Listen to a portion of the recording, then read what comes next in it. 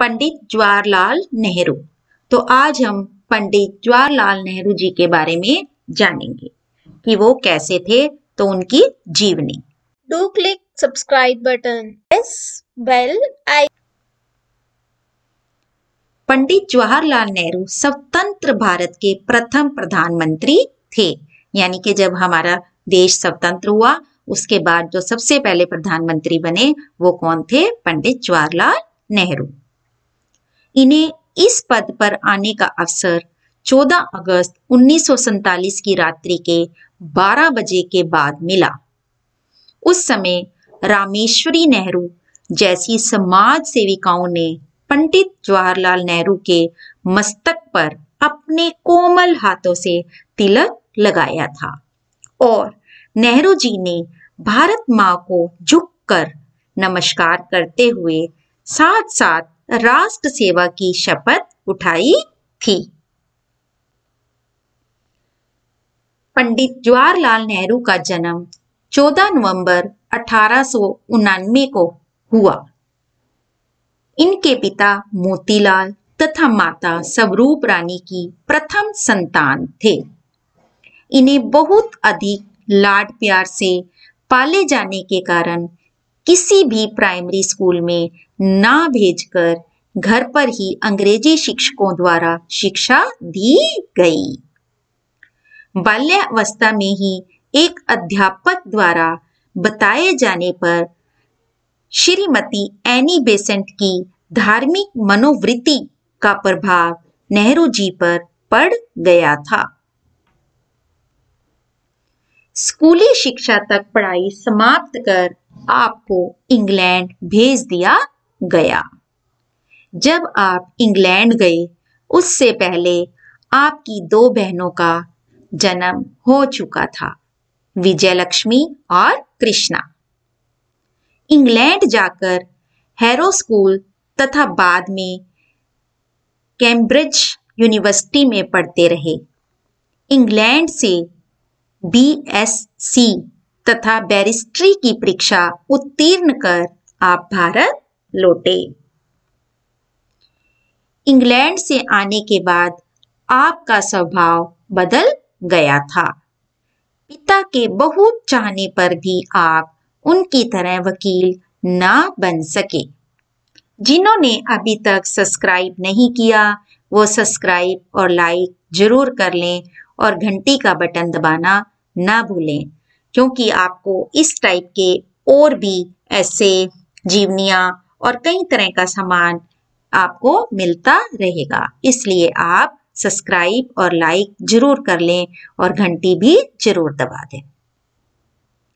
उनकी रुचि वकालत से दूर भाग उठी। नेहरू जी जनता के संपर्क में आने का अवसर ढूंढने लगे। नेहरू जी गोखले जी के दल में थोड़ा कार्य करने लगे। लखनऊ में हुए कांग्रेस अधिवेशन में नेहरू जी की भेंट महात्मा गांधी जी से हुई।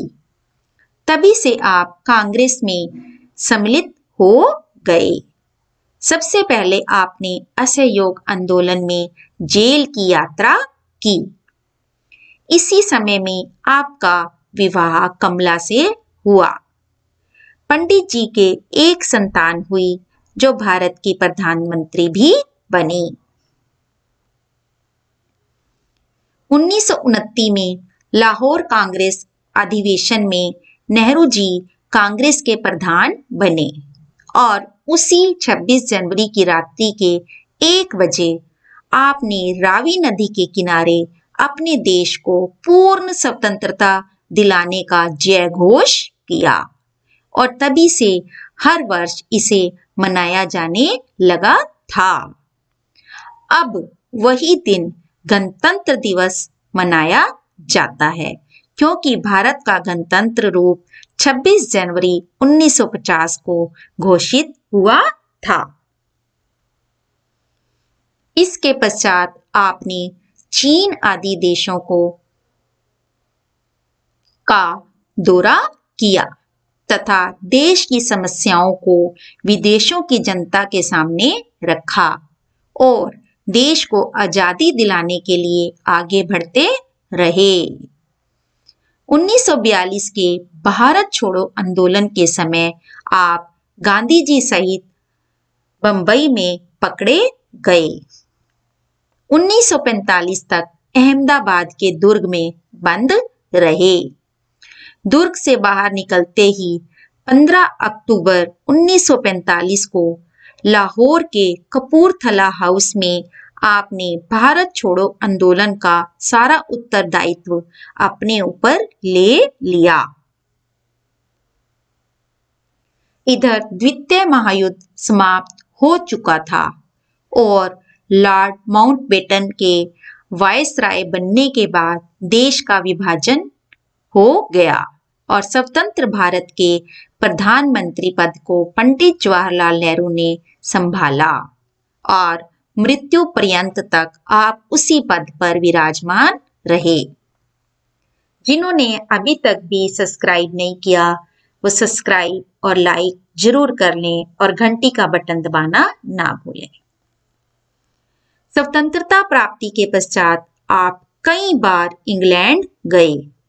अमेरिका, इंडोनेशिया, चीन, रूस आदि देशों में भारत की नव प्रगति और विचारधारा का संदेश दिया। रूस की यात्रा के बाद आपको भारत रत्न की उपाधि से राष्ट्रपति डॉक्टर राजेंद्र प्रसाद ने विभूषित किया था। पंडित नेहरू जी ऊंचे दर्जे के लेखक भी थे।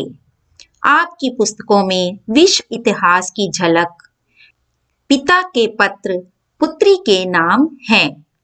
भारत की बुनियादी एकता पुस्तक में आपके भाषणों का संग्रह है।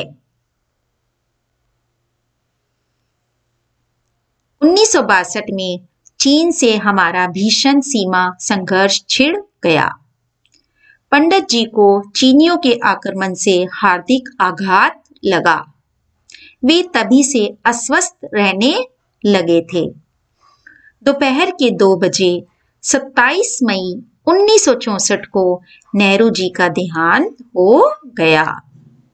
जब यह खबर संसार में फैली तो सभी जगह शोक का सागर उमड़ पड़ा। विदेशों से बड़े बड़े नेता भारत की राजधानी दिल्ली आ पहुंचे। दिल्ली में उनकी चिता जलाई गई। उस स्थान का नाम शांतिवन रखा गया। राजघाट पर बने इस शांतिवन को देखने के लिए प्रतिदिन सैकड़ों लोग आते हैं। नेहरू जी वास्तव में जनता के नेता थे। बच्चे आज भी नेहरू जी को चाचा नेहरू के नाम से जानते हैं और हर साल 14 नवंबर को उनके जन्मदिन वाले दिन स्कूलों में प्रतियोगिताएं होती हैं और बच्चे नेहरू जी की तरह सफेद कोट पर गुलाब का फूल लगाकर प्रतियोगिता में भाग लेते हैं और नेहरू जी को याद करते हैं। धन्यवाद।